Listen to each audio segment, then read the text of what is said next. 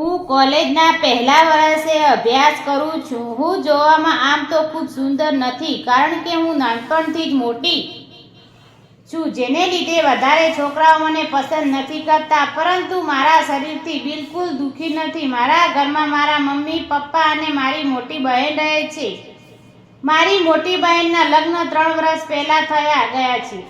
થોડા સમય પહેલા મારી બહેનને એક બાળકને જન્મ આપ્યો, પરંતુ જ્યારે દીદીએ બાળકને જન્મ દીધો ત્યારથી મારી બહેન અને મારા જીજાજી વચ્ચે ઝઘડા વધી ગયા છે। મેં મારી બહેન તેથી વિશે ઘણી વખત પૂછ્યું, પરંતુ મારી બહેને મને કોઈ બતાવ્યું તૈયાર નહોતી। મેં જોયું કે મારી બહેન અને મારા જીજાજી વચ્ચે હવે બોલવાનો પણ સંબંધ ઓછો થઈ ગયો છે। મારા જીજાજી મારી સામે વિચિત્ર નજરથી જોઈ રહ્યા હતા।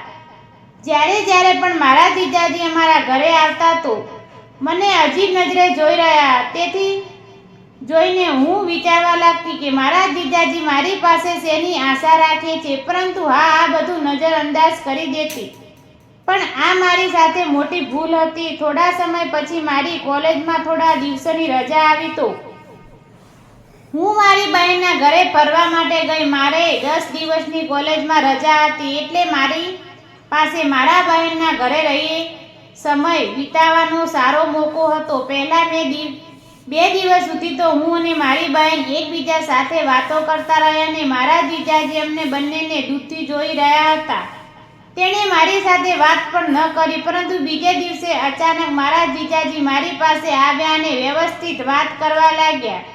બપોરે જમ્યા પછી હું અને મારી બહેન બેસીને વાતો કરી રહ્યા હતા તો મારા જીજાજી મારી પાસે આવ્યા અને મને કહેવા લાગ્યા, શાલીજી, ચાલો હું તમને મારું ખેતર દેખાડું। જો તમને જણાવું તો મને તેની સાથે ખેતર જોવામાં કોઈ રસ નહોતો, એટલે મેં તેના ના પાડી દીધી। પરંતુ મારા જીજાજી મને વારંવાર રિક્વેસ્ટ કરવા લાગ્યા તો મેં તેને હા પાડી દીધી। એટલે મારા જીજાજી મને તેની બાઇક ઉપર બેસાડીને તેના ખેતરે લઈ ગયા।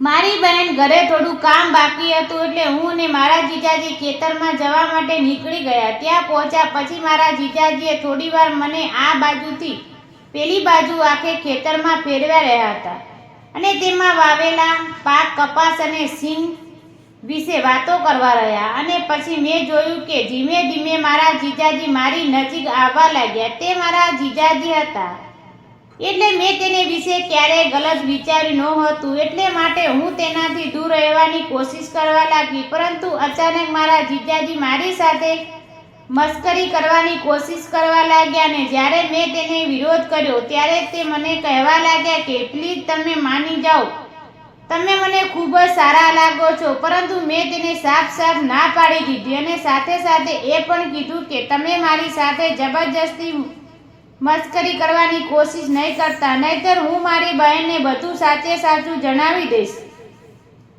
મારી વાત સાંભળીને મારા જીજાજી ડરી ગયા અને તે મારી પાસે માફી માંગવા લાગ્યા અને મને ઘરે પાછી લઈ આવ્યા। આવી રીતે મારા જીજાજી મને ખેતર ઉપર લઈ જઈને ખેતર દેખાડવાના બહાના મારી સાથે મોજ કરવા માંગતા હતા, પરંતુ તેની આ કોશિશ નિષ્ફળ ગઈ।